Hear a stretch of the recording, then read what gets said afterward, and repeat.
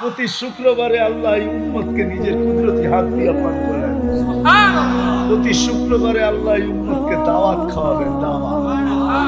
চিরদিন যখন এই শুক্রবার আসবে, সকালবেলা জান্নাতে স্লোগান চলবে, আর রহিম ইলা তাইফির রহমান।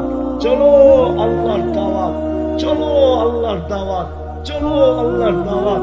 যেরকম শুক্রবারে কয় চলো জুমার জন্য, ওই সত্যি শুক্রবারে জান্নাতে আওয়াজ হবে, চলো আল্লাহর দাওয়াত। পুরুষ আলাদা, মহিলা আলাদা, না জানি কত কুঠি আইটেম আল্লাহ বানাবে আমাদের জন্য। বাবুর্চি পাক করবে না, আল্লাহ কুদরত দিয়া পাক। খাওয়া শেষ, তারপরে শরাবান তাহুরা, সাকাহুম রাব্বুহুম শরাবান তাহুরা।